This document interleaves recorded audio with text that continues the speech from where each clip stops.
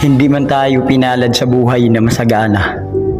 Wala man tayo ng mga bagay na magagara at magaganda. Ang importante, hindi tayo humingi at nagmamakaawa sa iba. Bagkus, patuloy tayong nagsusumikap at lumalaban ng parehas. Kahit mahirap.